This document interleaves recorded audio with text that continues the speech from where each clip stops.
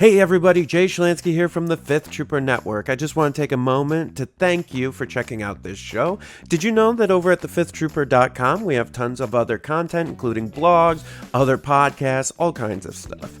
In addition, if you want access to exclusive content, you can join us on patreon.com/thefifthtrooper and join at any level and you'll get access to exclusive blog articles, access to our private Discord, and much more. So please check us out, and thank you so much for all your support.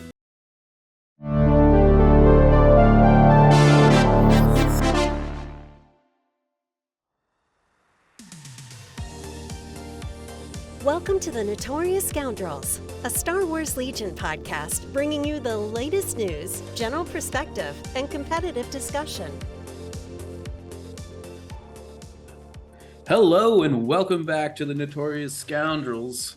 My name's Mike. I am here along with other Mike and Tim. Guys, welcome back. Dad's away today. He's a little sick, so we're gonna have some Notorious Scoundrels fun while Kyle is recuperating. Looking forward to talking Legion today. Yeah, we'll get a little NS after dark. Yeah. That was Even very though enthusiastic, Tim. It was kind of like, yeah. I just finished my last midterm, just had a great meeting about a big conference. We're vibing. Nice. So we've got a couple topics we're going to talk today. Before we do that, I do want to just, we normally don't do plugs at the moment, but I'm going to plug a new thing that I decided I was doing today and posted in the Fifth Trooper Discord. So I'm going to start a new video series in the next month or two, depending on how many submissions I get for this. If you are a Fifth Trooper Patreon member, you will have access from now on to a Google link that is like a submission form so that you can kind of upload questions for turn zero and kind of like in-game questions about scenarios and situations that I'm gonna kind of like debrief and go over in a video style format. I've been watching like a lot of like StarCraft videos on people doing stuff like this, and I'm like, this we can do this. This is easy. Easy is not the right word, but it's like I think it could be very constructive and help people in the community kind of maybe figure out their choices and maybe open up a place for us to talk about stuff like that. So looking forward to that. If you're a Patreon member, you can find the Google link on the Discord. We'll probably also post it in the Patreon. That stuff will eventually make its way to members that are not Patreon members or like people that are not Patreon members, but Patreon members will be getting all those videos first and stuff. So if you're not a Patreon member and you're looking for some additional input, that's a good way to do it, is to sign up for the Patreon and go ahead and do that. Anywho, we're going to talk today about focus pieces and how to choose focus pieces and kind of the direction that higher level Legion has taken over the last maybe 6 months or so, and how people feel about it and what it means and some stuff like that. But before we do that, let's kick into the focus pieces. So Mike, you brought up that you wanted to kind of talk about like different bounty hunters and how to decide like which ones go in different styles and different lists. You wanna lead us off here? Yeah, so one of the ideas that I had was that if you're talking about Empire list building right now specifically, there's a lot of different pieces that you have that you can function in a double bounty setup.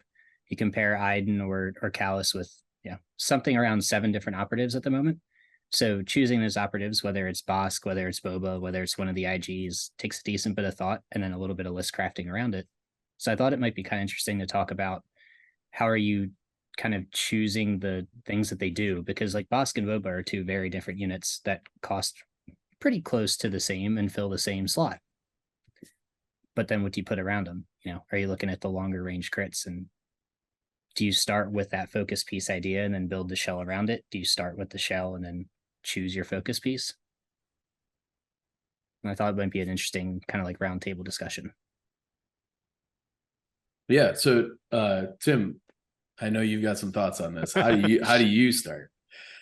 So I always start in the exact same way, which is decide what the characters are slash focus pieces, because not all focus pieces are characters, but in general characters are before the rest of the list. Um, and one of the things for me is that I figure out my command cards not exactly to the T before the whole list is decided, but like command cards are very much a choice along the force pieces early on in the list building process. And part of it is that I hate leaving command cards at home. You'll not find me running a lot of lists with like many characters in them. And that's mostly just a me, excuse me, preference style thing. Yeah. I think that's a pretty good way to open the discussion as well, because let's start with Boba Fett, for example. If you're looking at building a list that's based around Boba Fett, you've got 6 command cards to deal with. So that directly influences your thinking on what focus pieces or what things you pair with him, because are you giving up the value of the 6 cards that he brings? Because arguably 5 of them are pretty top tier. And if you are giving some of those up, what are you giving up? And then what are you bringing along to replace it? I'll give a concrete example. His 3-pip slot is pretty competitive, especially in Empire specifically. Jetpack Rocket, Rule with Respect are 2 pretty strong command cards. Jetpack Rocket's good at providing that armor punch, it gets the bounty target, and then Rule just beefs your entire army. But if you're looking at dropping one of those and bringing another character, you might consider something like Bosk, who brings in the range 4 that, he's got the lying in wait to replace the Jetpack Rocket. That might influence you to bring a character like that with the longer range instead of something like IG-88, who really doesn't have a long range command card. He's got a steady card, but it's not exactly that range 4 nuke and that anti-armor punch. Yeah, and I think to your point there about command cards, and Tim, you bringing up kind of how command cards define the rest of your list. One of the things that strikes me is that, if you're planning on taking all of Boba's command cards, or most of them, I think Bosk is a much better option, right? Bosk is much more agnostic of whether he needs to actually, like, you don't need to have any Bosk command cards in your list for Bosk to be a good unit, right?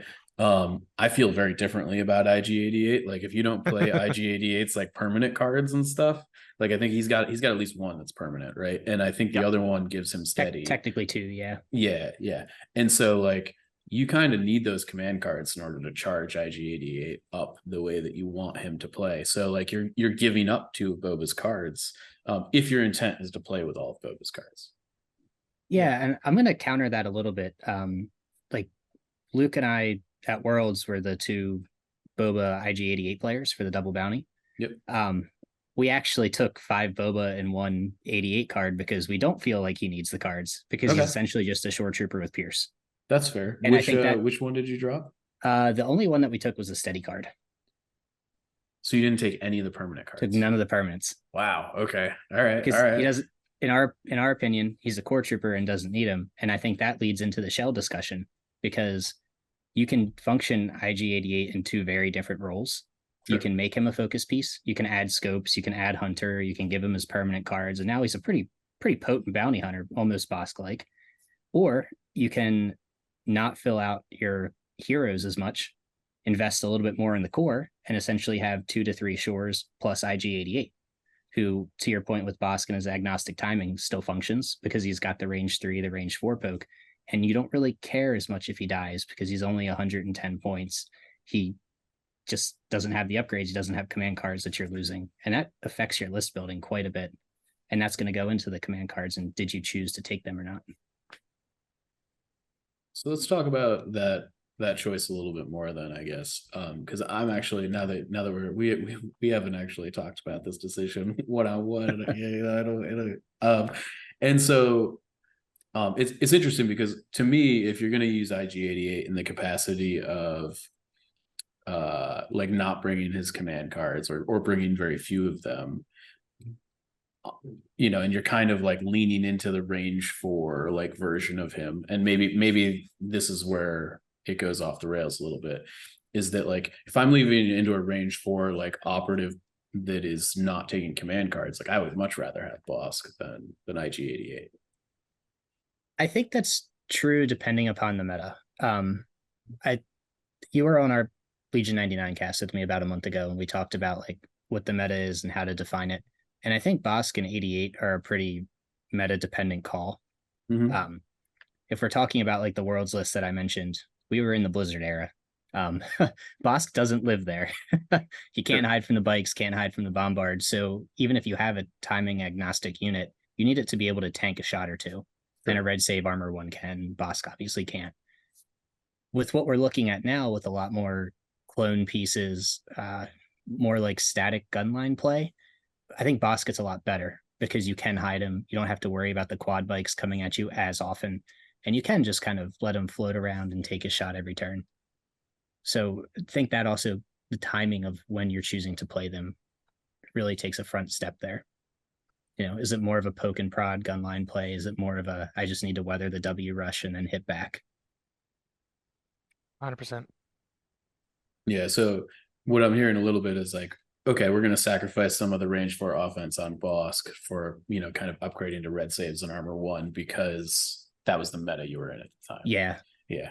Range 4 Pierce is great, but if you never get to shoot the gun, why are you taking it? Yeah. Or you only shoot it once, right? Right. Like Bosk and IG-88 are both pieces where if you only shoot their gun once, they're not worth their points, right? Like you have to actually put that gun into a unit somewhere between probably 2 and 4 times to get actual value out of that unit. I would agree. Yep, 100%. But you can also talk about the command cards because arguably in a Gar heavy meta, IG-88's 1-pip is the best of his cards. Yep. If Yoda and Anakin can't spend their tokens, their saves really aren't that great. I mean, Yoda still has the 4-up, but I mean, and also IG just consistently hits 5. all the clones in general too. Suddenly they can't spend green tokens and they are sad boys. Well, I think it's only the bounty target. It's only the bounty target. Oh, Or yeah. only a bounty target. It's only a bounty. Sure, No, sure. it's Any like, target anybody, with bounty, right? Any target Yeah, with yeah. bounty. Mhm. Yeah. Oopsies. I'm You're smart, good. I swear. Clone commanders get bountied. Yeah, clone commanders are real squishy to that card.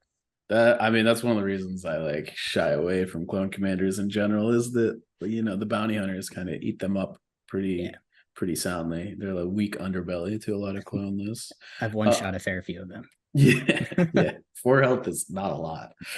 I am interested, how do you guys feel about focused on the kill generally, and how, like, obviously focused on the kill is like very good against anybody that is going to be like generating tokens a lot. I feel like in the current meta, that's mostly Republic heroes, whether that be Padme or Anakin or Yoda. Obviously there's a lot of Rebel heroes that do that too, and other heroes kind of matter like a lot less, although I guess Commander Vader's surge tokens are relevant. Very much so. Do you feel like focus on the kill is that good even in the Gar matchup?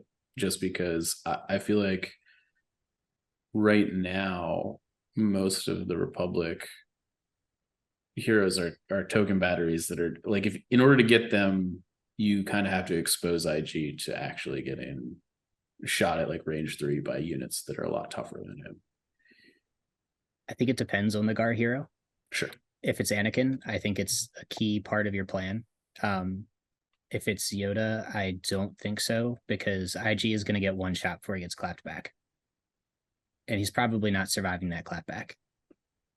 Almost certainly not. The arc fire support by let's say the RPS to get the impact 2 into the armor 1 is going to probably one shot him.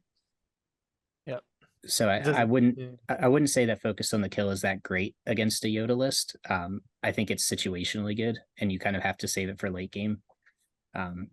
One of the things that having bounty hunters as your focus pieces lets you do is run some slightly higher activation lists, like a pretty solid 10-11, that you can kind of hold them towards the end. And if you're playing an objective against a Yoda list that's 7 to 8 activations and it's turn 5 or 6 on KP on intercept, it might be okay to throw him forward at that point because you've gotten 3 to 4 turns of poking.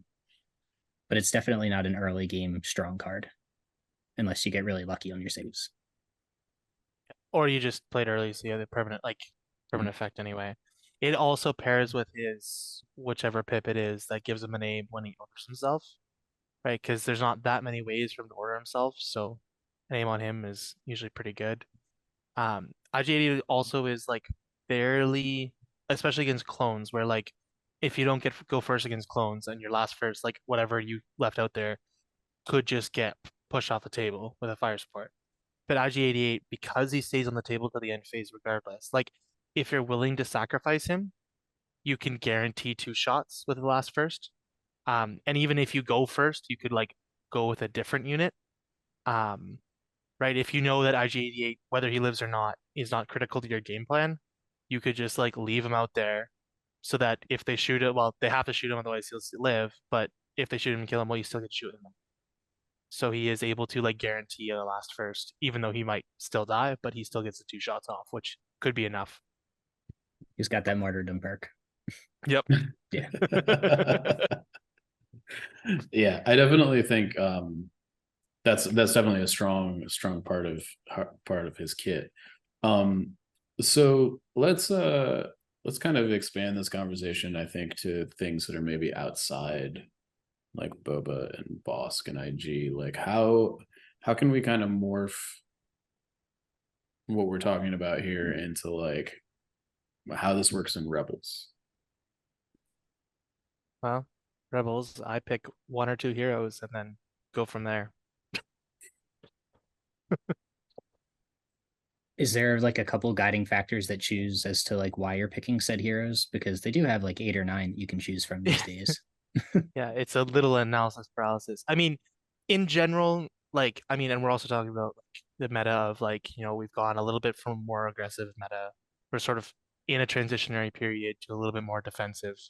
I keep doing the opposite because when like LVO 2021 was super defensive, I played Wookiees, and like last year Worlds and LVO, I played a like defensive gun line. So I'm just weird. But in general, I sort of like kind of know what style of list I want before I start anything, right? If you want to build, like if I go, okay, I'm going to build a defensive pokey list, well, then you start to look more at your Cassians, your um, just rebel officers, things like that, the backline support heroes. If you're looking at like I want to run and gun, well, then you're looking at Han, Lando, that kind of thing.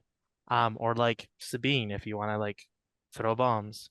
Um, and then also like I mean Rebels because they have so many heroes is also difference, but like there's also the big choice of like force user, not force user. And like I know that before I start like any unit goes in, I know am I putting a force user in or not because that's really a huge determining factor for lists. Yeah, I mean, I know that a lot of people disagree with me, but I'm still in camp. Like, if you don't have force push, like, I don't know what you're doing.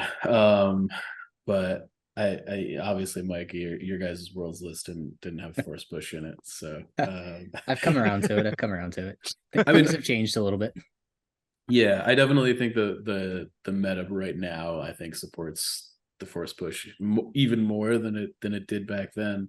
But it just it's just one of those tools that like leaving it at home feels like you're leaving a lot on the table. That's all. Yep. I mean, I started the first year and a half, 2 years of me playing like any competitive list I ran, and almost all lists I didn't have force users. Part of it was I just didn't understand how they worked yet. Um, but like I was pretty adamant about not doing force users, and then since that time, I've almost never brought a non-force user list to a competitive event. As soon as I started bringing force users, like it's really hard to go back. Yeah, and I think if we're talking about a shell, and like knowing that ahead of time, the presence of force push also affects everything else that you do. Totally. Because a big thing with Legion right now is there's a huge prevalence for tying, just with how the rules and battle decks have shaped out. And force push lets you break ties because you change and move objectives and such, as we've beaten to death. So if you don't have that, you know that your shell has to be something that excels at all of the movement-based objectives. Yeah. So if you know for the start that I'm not bringing this push, your focus piece has to then be something that excels at mobile objectives, breakthrough, bombing run, hostage, if you want to call it mobile. And then you have to build your shell around that. I don't know if this is like 100% tried and true here, but I sort of feel like if you don't have force push in your list, you probably have to be bidding right now. I think. I think that's probably correct. And maybe that bid is just 4 or 5 points, but I do think you need a bid. Yeah, because Yeah. like if you are like, you know, if you get KP or even like Vaporators like against force users isn't great. I don't know. Like there's just like a lot of situations where a force push on some objectives really, really hoses you. And you need to make sure that you're not playing those objectives. Yes. I mean, most of the objectives, having a force user or not, is often the difference between like 2 or 3 units doing that objective. Yeah. Right. No matter what it, like if it's KP payload, like a force user can easily be a like 2 or 3 unit swing on like how that like the balance of power on those objectives. Which means your shell has to have bounty. you've got to make up for those 3 units somehow. Yeah, I would say bounty or secret mission, but secret mission really isn't quite good enough anymore to really. If you have secret mission, you also have a force user. Let's be real. Likely. Sure, that's fair. You also only conditionally have secret mission, but yes. R2 is a thing. Okay. I didn't say he's a good thing. All right. He is a thing to throw in if you have a big Republic Saber tank or some other like really he is a repair bot and pretty expensive one at that, and secret mission's an afterthought. Yeah. Like that's how he exists right now. Yeah. Agreed. And I think secret mission is also kind of a little bit of a trap right now with how defensive lists are. It's kind of hard to get into deployment zones in any way, shape, or form, because like stepping into range 2 or 3 of an enemy deployment zone is just asking to get shot off the board. Whereas bounty, you know, obviously you can score by skirting the edges and stuff. Secret mission also gets pushed out exponentially as bounty goes up. Like when secret mission was super prevalent, bounty hunters were nowhere to be found, and as they came up, like bringing a 4 wound R2 is asking for a negative swing on points at this point. Yeah, if the clone commander at 4 wounds is squishy, R2 at 4 wounds is what? Tissue paper? Yeah. It depends on the list. I mean, like, yes, in I guess in a vacuum for sure. But like once you get him a suppression token, if he's like sitting in a land speeder or something, like you're feeling pretty good. Yeah, I mean R2 has one place he's seen right now, which is a Shriv stepping on him first turn and then just throwing more suppression tokens on him. But even there, his like primary role is really a repair bot. Totally. He's just kind of there to repair stuff, and you speed him into the objective zone like the last turn or whatever. I guess the second to last turn, technically. Or the middle of the table, turn 3. You know, only if you want him to die. Yeah. So when I want to go back to the command cards that we were talking about earlier and like filling command hands, how often do you guys look at characters like Callus or Lando to kind of bridge that gap? Like, do you guys put emphasis on contingencies in your Rebel and Imperial lists because of, you know, how clogged their command hand can end up being with the amount of focus pieces that they can bring, or characters that are focus pieces? For me, no. And what I tell my local play community, because like I have a few locals who really love Contingencies, and like Contingencies has its place. But what I say to them is like, at the end of the day, if Contingencies let you actually play more different command cards, I would have a different opinion. But right now, like in general, just pick your best 6. Because I don't think there's enough command cards that are situational enough versus just good command cards to make Contingencies worth it in the most part. If you want to bring Lando or Callus for other reasons, like their own command card, like if you're only bringing them for Contingencies, I think you're throwing points away. If you're bringing them for their whole package, then there's an argument to be made there. Yeah, I'm in a pretty similar boat. I've done a lot of like Callus building lately, and I value Contingencies a lot, but I think the chassis that it's attached to is just too weak to justify spending 100 points.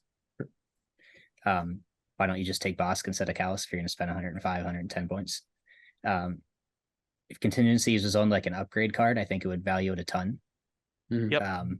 But it's not. So every time that I play with those units, the contingency part is a nice to have, but you can definitely build around it. You can tailor your list that you don't need the card that's in the maybe pile today. And you can just bring something that's more effective for 100 points. Sure.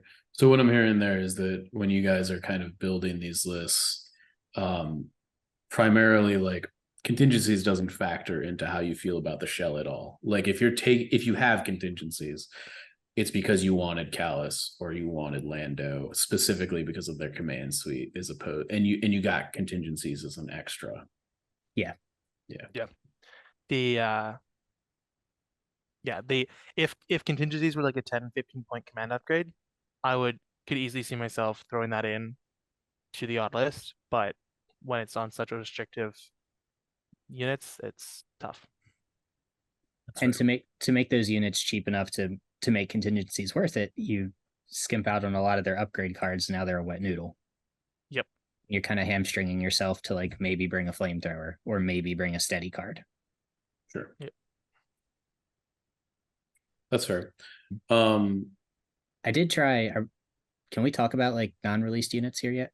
Like Inquisitors?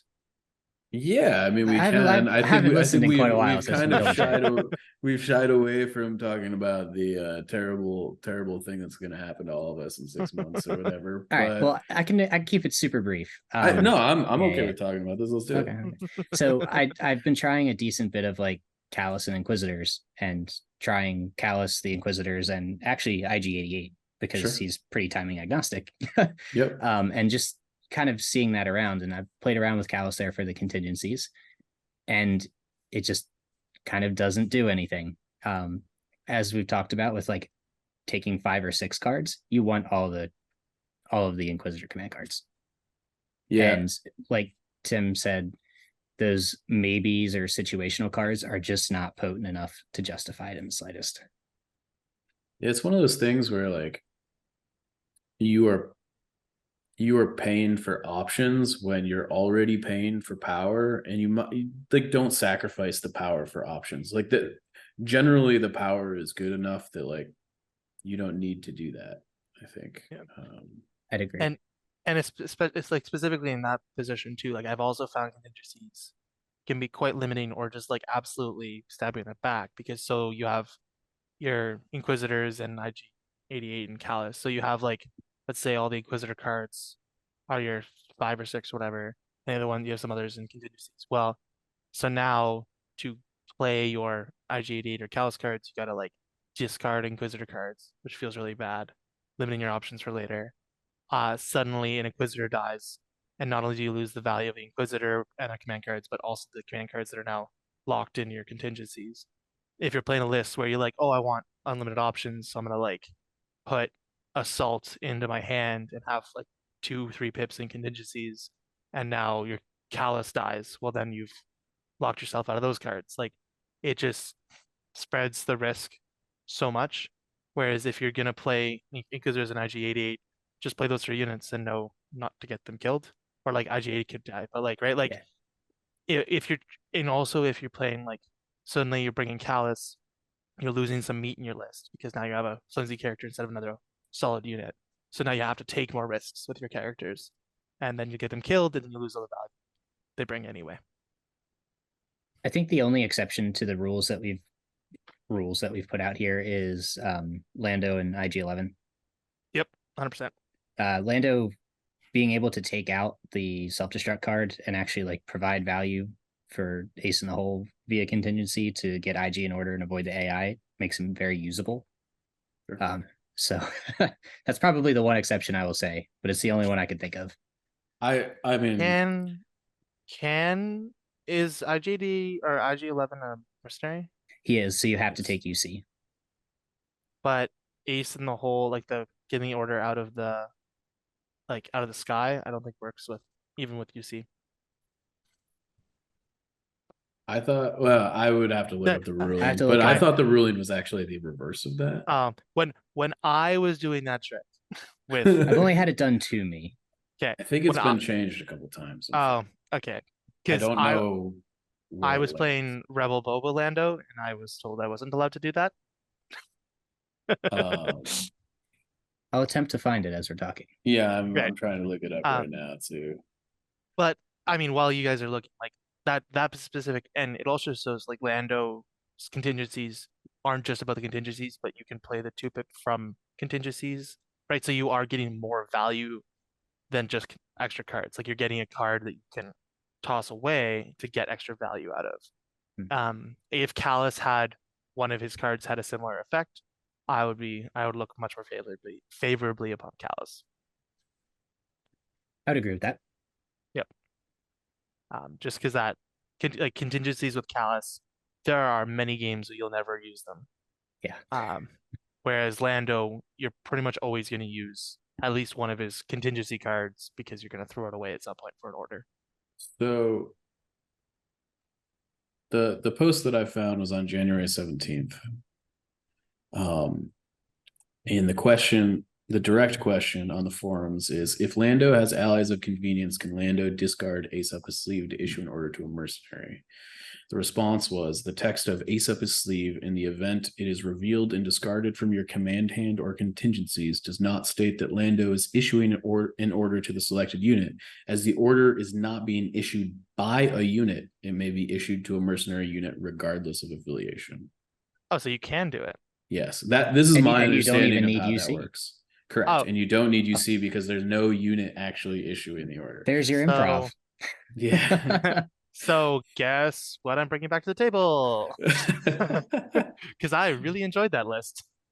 Yeah. I mean, I think January 17th was before the rule book update. It's after, because this is the weird timing that we had on the Crucible cast with the Padme Cs. Cool.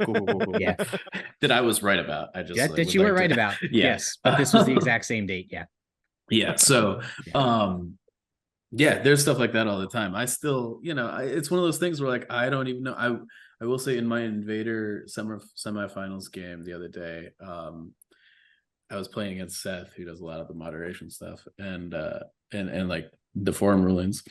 And I asked him before the game, I was like, so can you actually, like, I haven't looked this up ahead of time. I know you're playing Luke, I'm playing Yoda. What is the current status of like what Yoda can, or what Luke can spend with Serve Your Master Well? Can you, because I haven't checked. We figured it out and landed on it. But what is the current status? The current status is that, as I bring Yoda on, he can spend all the tokens, and like, so he can like spend all of Yoda's luminous tokens with that's the so much unit fun. that is serving. Yeah, I mean, I don't think it's unfair or whatever. Like, if you know that it's in play, it's one of those things that you just play around, right? And like, if Luke is in like dive range, you just don't play luminous, right? Like, and or you play luminous to get him to dive with serve, yeah. So that you can then kill him. If you force push one of their units with relentless, then do you get to trigger the shot? Yes. Yes, because the unit has relentless. Yeah, for sure. That's what I thought. I was just wondering. Oh, yeah. Yeah. Maybe I'll bring Luke next weekend. I think so. It's funny. I played Luke last weekend at my local just because like everybody's been telling me Luke is terrible, and I played Commander Luke. And look, the list wasn't very good. It was. I think Mike, I may have sent it to you. I don't know. You did, yeah. Like, it was fine. I really am not very good at FD turret placement. Like, and I haven't it was the first game maybe in like 4 years that I've played with like an FD turret, and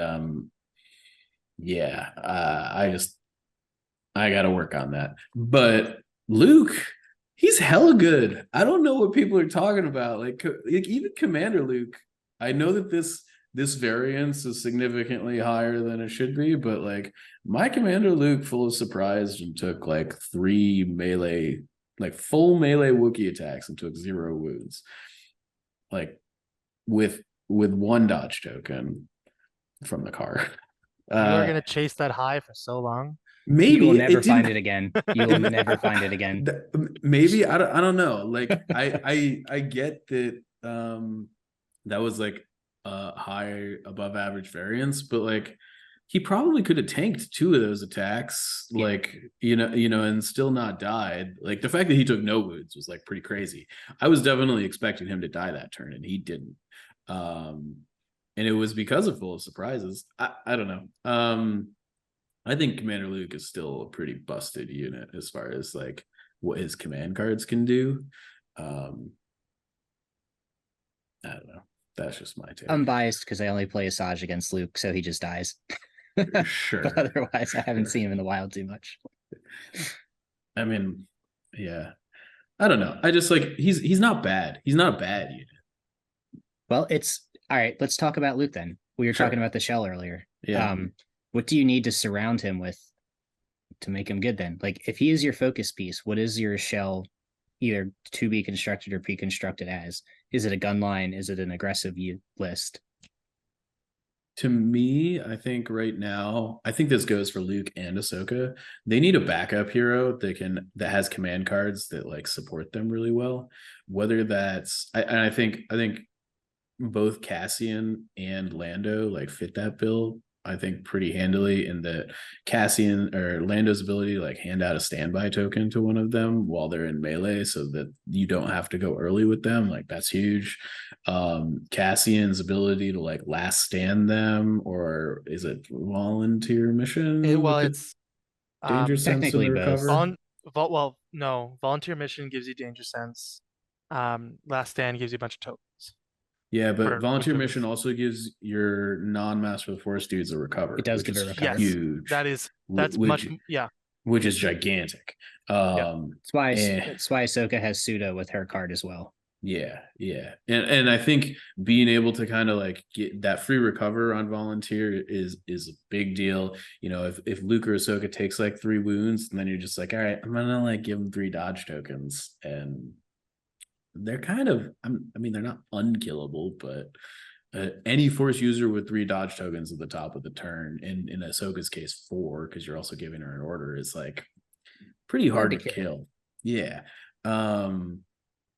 So I don't know. I think, to me, I think Rebels are like in like kind of like a unique situation where I think with Empire, you're like, okay, like I'm taking a hero or a focus piece, and I'm like kind of building a shell around them with the army. I think with Rebels, you're kind of taking a focus piece, and then like, what other heroes do I need to support them?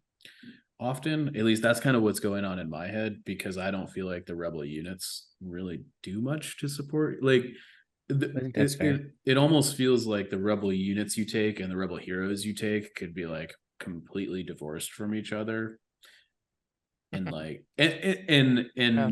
you could kind of, as long as you take the same like 2 or 3 heroes that you're going to take, like the things that you take with them don't matter that much. To an extent, yeah. It's pretty agnostic. You're gonna have a couple core that do something similar, but you don't need a specific, I need this vet with CMO and upgrade X. Yeah. Even though you're taking a vet with a CMO. But say la vie. Yeah. And I also think, like, when it comes to characters as focus pieces, I think Republic isn't even worth talking about, because it kind of breaks the mold on like every conversation about this ever, because their characters are like, I don't know. That's like a topic for another time. But I think CIS fits some of this conversation. Yeah, I actually think CIS is reversed. Okay. I think you build your CIS, and I've played 75 plus games of droids in the last year. I think CIS builds your army, and then you just attach your heroes. Oh, interesting. So I actually think if we're talking about focus pieces, I think your focus pieces in your CIS are you taking heavies, aka like tanks, or are you taking triple magna? Yeah. Like, in the lists that I've played for a while, the Magna Guard are the focus piece to the CIS list. And then how do you support them? Do you take the super tax so that you're getting more command cards? Do you take a force user so you have a better W push? Do you take Cad Bane so that you have a side threat that after they deal with the Magna, they now have to deal with a bounty hunter? Sure.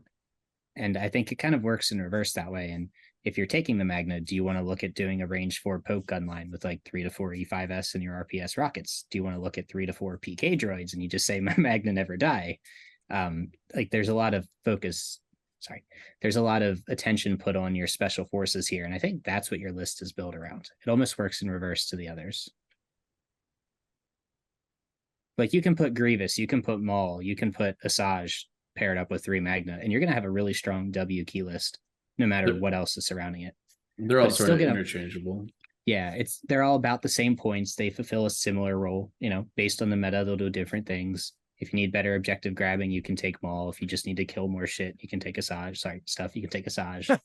I'm used to my cast. My apologies. I'm trying You're to. fine. You're totally fine. So I think that's where your focus is how do you support your special forces of CIS? If we talk about experimental droids, maybe it's how do you support your full BX? I think it's the same general premise though, right? It's like, how do I support my special forces options, right? Whether it be Magnas or BXs in the experimental droid list, like they're kind of doing the same list building philosophy there. Yeah. And it's not really command card focused, in my opinion, which is also opposite of what we've done here. It's more about the shell itself, the units. Magna Guard are good, basically, regardless of what command card you play. This is maybe a hot take, but I sort of feel like that's because the Separatist command cards are just kind of bad. They suck. they're very one. So I shouldn't say that. The Separatist command cards are very one trick pony. Yeah. Arguably, the Super Tac 2 pip is the only one that gives you like options. The disengage one. Yeah, it's the disengage. It's the dodge. Like you can play it as a dodge card if you just need to hold on to a nuke. You can play it as a disengage card if you want to dive them and run away from force users. You have a little bit of play there. But like Grievouses don't really have any tricks. They just do what they do. Yeah. Maul has a little bit of it with the 2 pip. I'm stretching here. Yeah, like you can play the pips are just like, I get some tokens. Yeah, you know what his 1 pips do. His 2 pip says like maybe I'll infiltrate or maybe I just won't get shot for a turn. Yeah. But that's predetermined from the start of the game. And obviously he can't take the Shadow Collective Maul cards, which have the tricks. And then Asajj doesn't do anything but kill. Like that's what all of our cards say is like, how do I kill you? Is it a blast attack or is it a lightsaber swing? Yeah, I mean, I think that's also why, I think there was a moment a few months ago where everybody was like, Cad Bane is the way in Separatists. It feels less like that now, I think. But I think part of that was because his command cards actually did things. Agreed. Yep. And they did things that matched up well with aggressive lists and CAD shreds bikes. And now that stuff has kind of gone away, the tricks that they have available to them aren't as relevant. You can't send CAD towards Yoda; he just dies. Yeah. If he approaches the shell, he's gone. Yeah. Yep. Or Anakin. Yeah. So I guess in that vein, why don't we switch gears here and talk about maybe, I've heard a lot of people in the community talking about how the meta is shifting to more defensive, and I think a lot of the words I hear being like thrown around are like non-interactive lists, because they tend to like to kind of sit and shoot.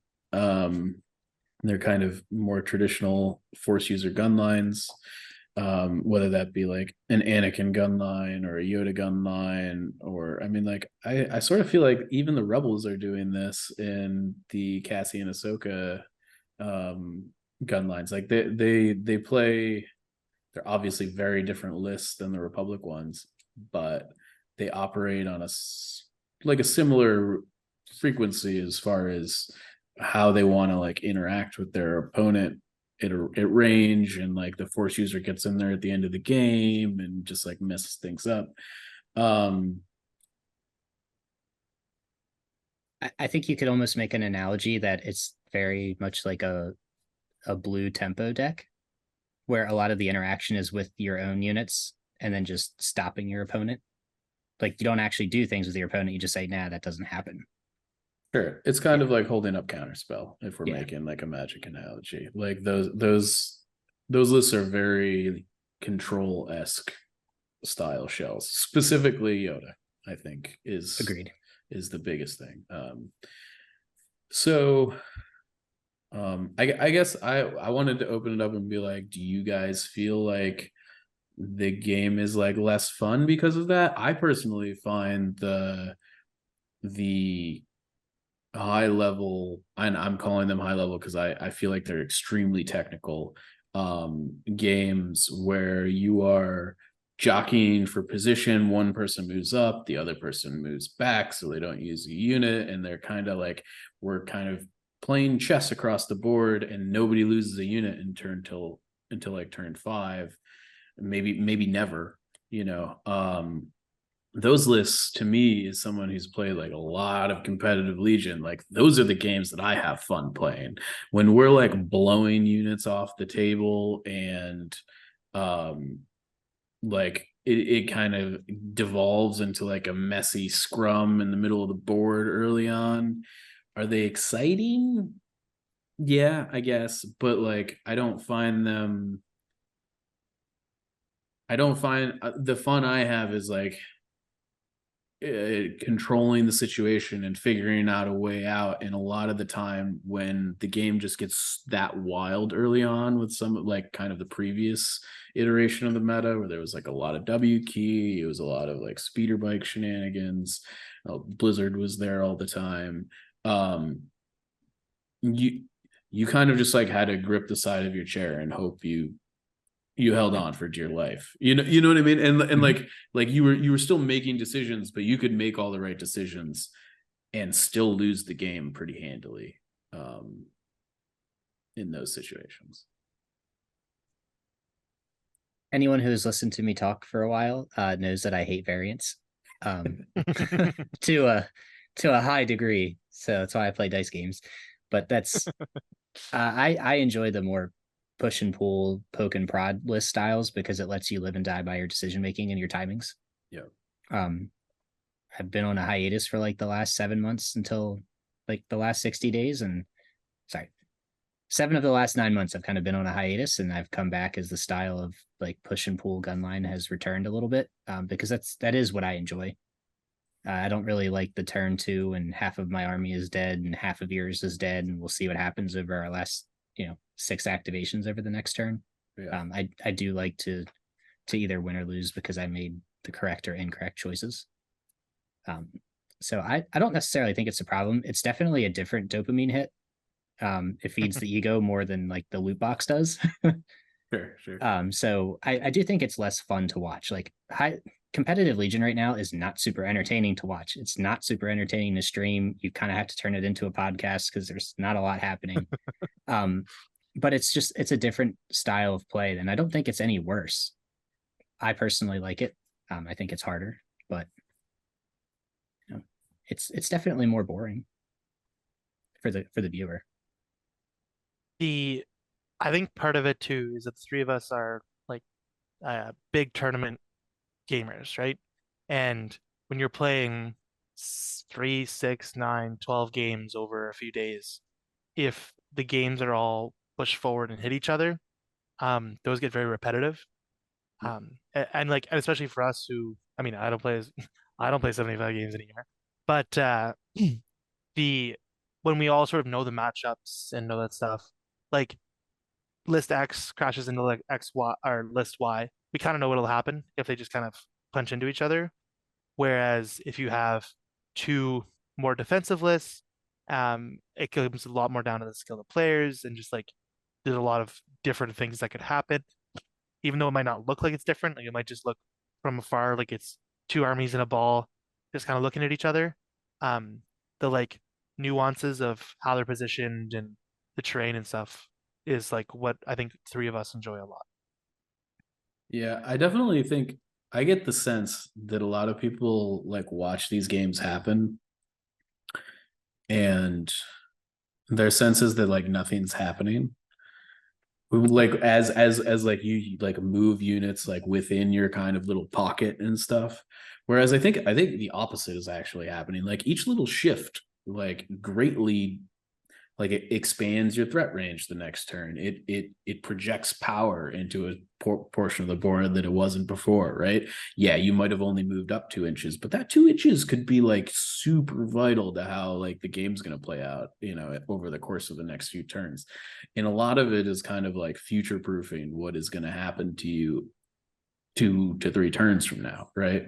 And I think, I don't know, it's just really fun. I find that insanely. Yeah. Yeah. I do. I think that I do think that your last comment is a pretty broad stroke. And I do believe that what people enjoy or don't enjoy does come down to their community and their niche quite a bit. That's fair. So like if I go, I'll use two just slightly different examples. If I go to Friday Night Magic and I bring just like a control deck, like a lot of people don't really want to play against you because it's not very fun. It's not explosive. It's not engaging. If I'm playing like Counter-Strike or Valorant, they don't want to play against triple controllers and there's smokes everywhere and you can't see shit. Like it's not very fun. It's not very engaging. Yeah. But it's a different level of thinking that tends to be reserved more for that like competitive play. And a lot of people that are tuning in to watch streams, a lot of just like local game nights are there because it's like 1 to 2 games a week that they can maybe get out and play at a time. And I think that a lot of people want to do things. And if you can only make one big tournament a year because travel is expensive and the world is getting more expensive, you want to be doing things. You don't want to like go to an event and just, I threw 6 2-die dice pools across this game. Like, no, I threw 52 black dice in 2 turns with my Magna Guard. Like I had a lot of fun. And I think that influences quite a bit. It's just the ability of people to get out to play to make it to events. And is that good or bad? I don't really know. I think that's a fair statement. I like I said, I still prefer the slower tempo, but I definitely see the reasons as to why people enjoy more like Shatterpoint-esque Legion games. And also, like, don't let someone yuck your yum. If you enjoy showing up and like throwing a bunch of dice, and vice versa, if you enjoy showing up and being super defensive, like we're here to have fun. This is a hobby. Don't do what you like, right? Yeah. No, I think that those are both really good points. I do think, as to a lot of points that I've heard like lately have kind of been centered around like, are games good to watch? Like, is that good? Like, is the current state of the meta good for the game from like getting people involved and making them excited about it and things like that? I don't know how much of that, like what's going on in the competitive sphere actually like really translates to how excited people get about the game. I feel like we live in kind of a sphere where like we're just like sitting in competitive land all the time. So it's hard to divorce what's going on competitively from how the game feels just generally. I think go ahead, Tim, at conventions and stores, people aren't coming over to say, "Oh, what's that? That move looks super cool." It's, "Oh my God, it's Vader. Oh my God, it's an ATST," right? What draws people in is less to do with what's happening on the table. That'll keep them or make them push them away, depending on what they like in games. But what draws the eye is, "Oh my God, Star Wars."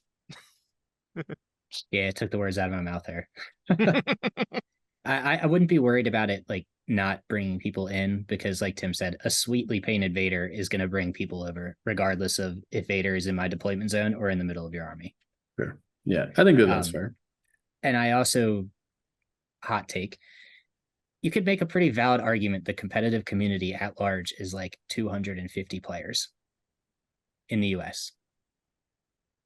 That might even be a little large. It might be a little large. I'm just kind of going off the people that like don't have Discord, that just I mentioned can't travel to events for cost reasons.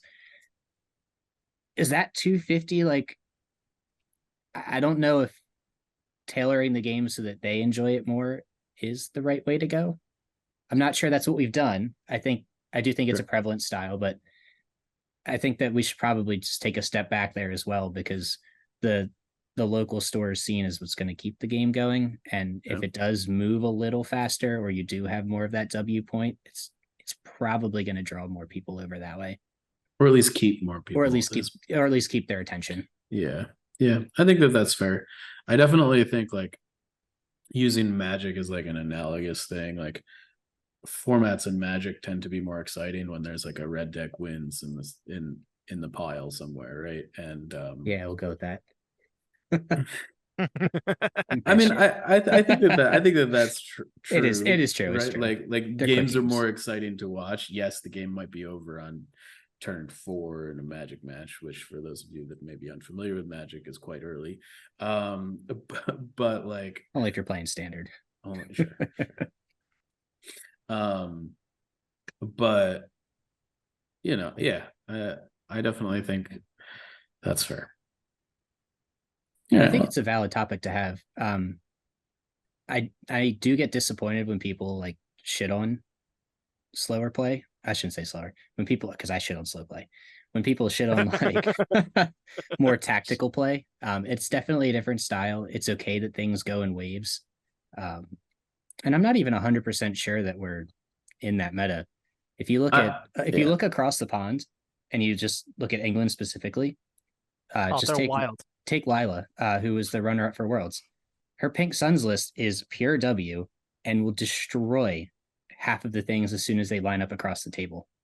And it still requires tactical play, and it still goes against some of these push-pull lists, but you can still, like, if moving forward quickly is your thing, you could do it, and you can do it competitively.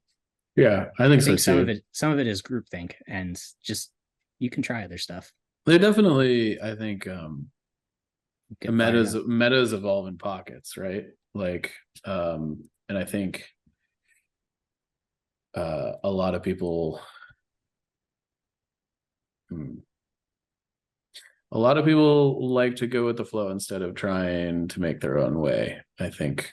And when you don't make your own way, it's hard to find new things that work, right? Like, I think a large part of like what is unique about like the English meta generally is like they come up with some like bonkers off the wall stuff, but it's because they're trying like everything. The English meta is the drunk uncle at the edge of the table who says a lot of stuff, and every once in a while you go, that was a kind of that was a good idea. I mean, they've had a few good ideas. They just play a lot of games. They do. Yeah. I know. I made the 75 game joke. I was like, man, that's like a month of play for them. Yeah. The article that's coming out on Friday is that I'm doing is like, how many reps do you need to do at a tournament? And I almost didn't even want to ask Andrew because like he's like his thing was like 10 games for like a local tournament with a local tournament. Worlds wouldn't even consider playing anything I haven't played 50 games with. And I'm like, have I played 50 games in the last 2 years? I don't know. Probably not. I will say, after kind of like we've really like cultivated like my local store scene, I think I'm closer to being on Team Andrew here than like now that I have like a good base of players that like are available to me, like I could give like 6 games in a week like really easy if I wanted to. That must be nice. It is. It totally is. I'm some of us are gone for work 13 hours a day. yeah, that's fair. That's fair. But it's definitely more is better, but like it's very dependent on your local community and like your own time and money and stuff. I mean, back in the ye old COVID days when GTS was a thing, I was playing. There were weeks where I was playing like 2 games a day. Yeah. The 3 months I was like technically unemployed for COVID, I probably played 150 games. Yep. Because like, what else are you gonna do? Not leaving the house. So yeah, I guess we're playing Legion TTS. Yeah, I think that's very fair. Nice. So I think that was a good conversation about that overall. That was not where I thought we were going to end up, but I'm happy with it. It never is where we think we're going to end up. Yeah. Usually the worst podcasts are the ones where we actually plan them and get to where we want. Yeah, you sort of get there early and then you're like, oh, we don't have anything else to talk about. So I guess, we do things very differently. Mine's pretty outlined. Your podcast? Yeah. Yeah, that's fair. Sometimes it's just good to talk, Yeah. I like the bullet point outlines. Not like word for word what I'm going to say. Yeah, But no, no. yeah. Yeah. A bullet point outline is a great way to do presentation slash podcast. Yeah. It I totally work in is. healthcare. I need some sort of structure. There's no structure to my life. I like winging it. So Speaking of winging it, you brought up your plug earlier about the show. yeah. It's a pretty sweet idea. Were you looking at doing like video breakdowns of it? If you wanted to talk Yeah. about it at all? Yeah, so I'm planning on uploading it to the Fifth Trooper YouTube. And I think what we're gonna do is we're gonna release it a couple weeks early to Patreon members.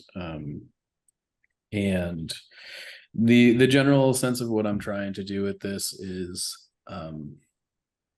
I I was inspired by Evan Paul, Doc Balo, who put up a great article, I think last week or the week before on TFT about like taking an engagement or a fight. And we kind of had like he had been having like a backroom conversation with all of the TFT members about like how to convey like those principles and methodologies and stuff.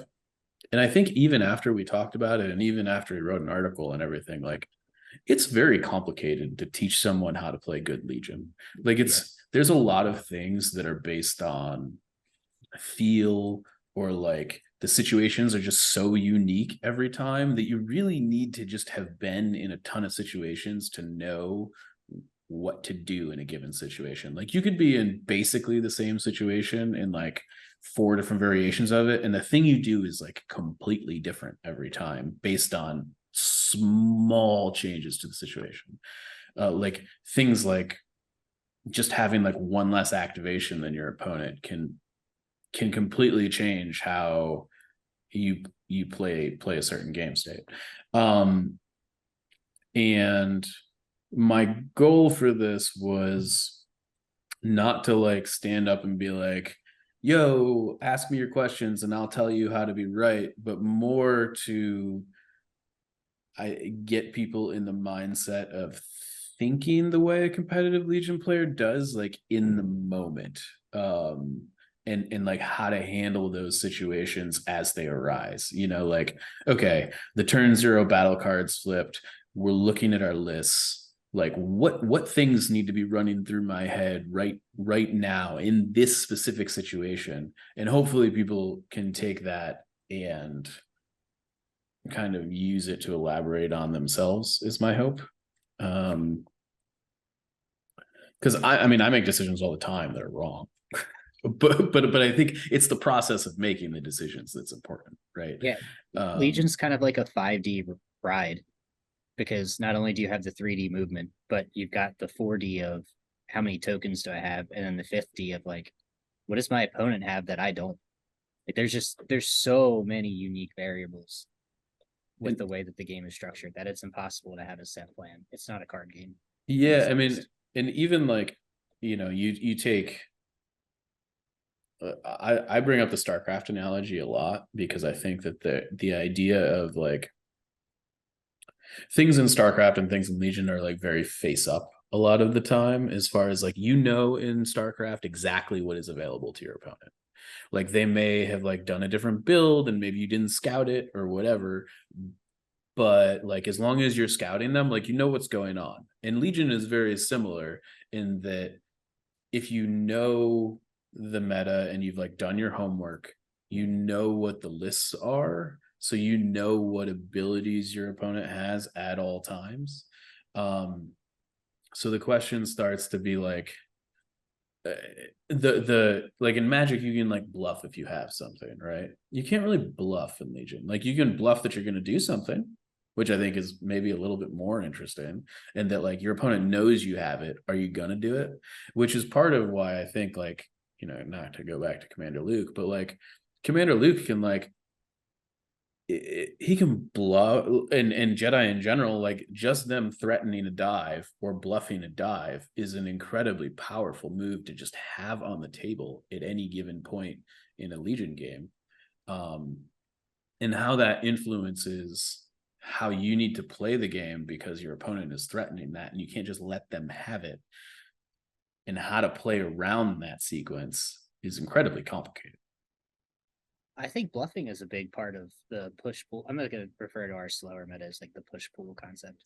I think bluffing is a large part of that, because if you take two, we'll say clone gun lines and Anakin versus a Yoda against each other, if you throw your phase 2 unit forward and you're kind of at like range 3.5, 4.5 next turn, like your opponent has to be aware of, is this a feint? Are they trying to draw me into a shot because they have a plan?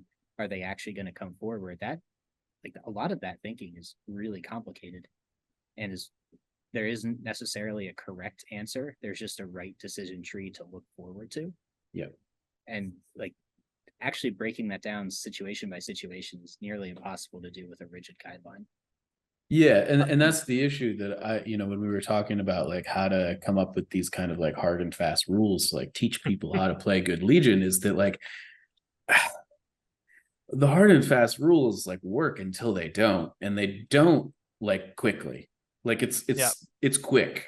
Oh yeah. And going back to the StarCraft thing, like you've got all of these variables in play and you're figuring it out. Well, in StarCraft, the map is the same every time, or you're playing on like the same 5 maps. Like the map never changes. You know what all the distances are. You know that it takes your opponent's Zerglings 20 seconds to get to your base once they hatch, and like they can't have X, Y, or Z before minute 5 or minute 6 or whatever. In Legion, if there's a terrain piece in a slightly different spot, it completely changes the game. Like it completely changes the timing on where things can get, how fast they can get there. Like Legion is not, like, even with the new climb rules, it's not a 2-dimensional game in like how units move around the board and the speed at which they do that. Really, not fundamentally. Like you can sort of break it down that way if you're trying, but in practice, it just doesn't work like that. You could make a valid argument that the most important thing about every Legion game when you walk up to a table is what's in the middle. Yep. Like what piece of terrain is at the middle point of the board, and then your entire game plan is arguably based around that. Do I pick table side? What objectives do I want? And what does my opponent have to deal with that terrain piece that I do or do not have? Yeah, I certainly think that that's where it starts, right? Like that is definitely like you walk up to a table and you need to decide if you need to pick a table side or not. Like that's a big deal. It's particularly big right now. Especially if you play droids. Yeah. I mean, or rebels, right? Like, I mean, I think clones and Empire can get away with it more.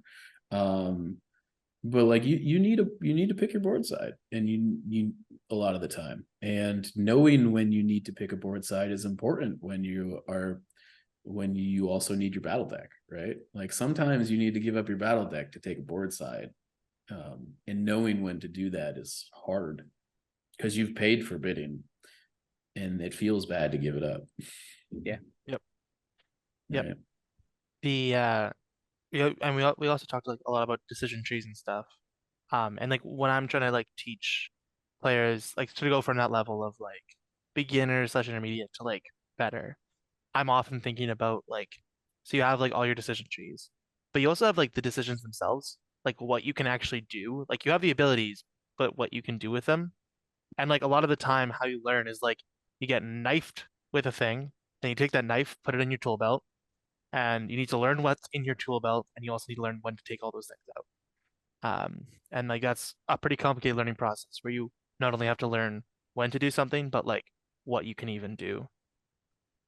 Yeah, and I think to that end, like you just have to like go back and look at it every time and learn from it, because often the thing that you learned first is often not even applicable to the thing that you learned last, because you should have never been in the situation you were in the first place because you made like 20 mistakes to put you in a position to make the wrong decision at that point.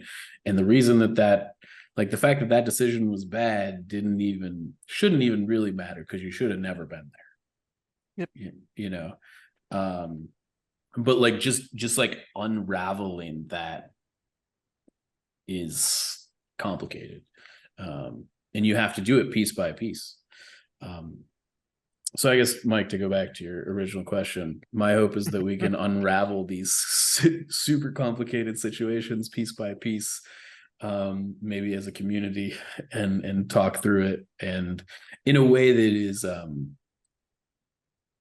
very example driven, because I think it's easy to kind of like sit on we all get on podcasts all the time and kind of talk about it, but I think a lot gets lost in the words and the shuffle of us talking theoretics and not actually putting like a concrete situation in front of people and being like, this is what's going on, this is what you should be thinking about, this is how you should be moving in this situation. Just as simple as like you're playing a W key list and understanding the situations that you shouldn't W key into your opponent, like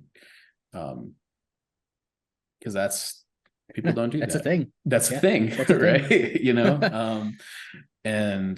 And knowing when that is I see it a lot with the Wookiee Defenders Battle Force that's out now, is that I see my opponent just like all my opponents just like line up across the table, they recon intel towards me, and then they just like they move, and I'm like, okay, well, you shouldn't have done that. But they don't, like, that's what they feel like their list is designed to do, and there are other ways to play that list, right?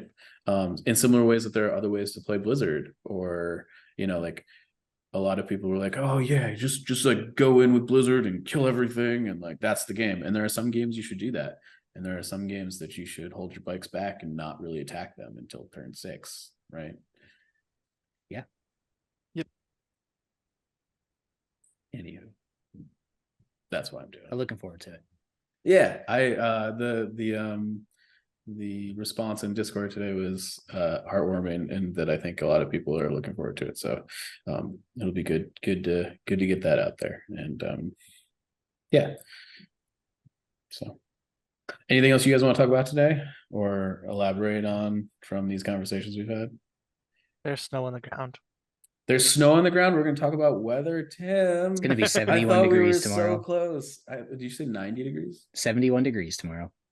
That means it's going to be even warmer here. I'm fact checking you on that right now because it doesn't feel warm. There's been multiple days or multiple inches of snowfall in here already. He's right. It's going to be 75 tomorrow. I'm going to be in short sleeves in November. I'm going to go wear some shorts outside. It's going to be great. How's that make you feel, Tim? I mean, whatever. It's fine. At least your taxes do something, but also hockey rinks are not super warm right now, so that's great. It's the perfect temperature outside for hockey rinks. All right, well, we're gonna land this plane since we're now talking about weather. In fairness, I feel like we normally open with that, and I very fundamentally tried to avoid it today. I was like, I'm not asking people how they are because it's always like an awkward opener. we're just gonna dive in. Last time I was on, we talked about weather and it snowed the next day or something. So really, okay. Yeah. Well, you're gonna get a blizzard tomorrow. It's gonna snow 10 feet, and you're not gonna have to go to school. You don't understand that literally could happen. Well, I've just willed it into existence. It's funny. Yeah. The last time I was on Scoundrels, we were talking about LVO 2020. Oh God, that's a long time ago. LVO 2020 was not the canceled one, right? That was the one we all went to, right? That was the one where I died. Yeah. That was where everybody came home sick, and was probably COVID, and we just didn't know it. Yeah. Okay. Yeah, that's where I lost 40 pounds. Yeah. Yeah, that's fair. All right. Well, this has been the Notorious Scoundrels podcast. Dad's been away, so we figured we'd have a fun time. My name's Mike. My name's Mike. I'm Timbo. And we will see you next time. Stay fresh, cheese bags. I think that's the quote. That's the line. That's he the said line. It. He said it.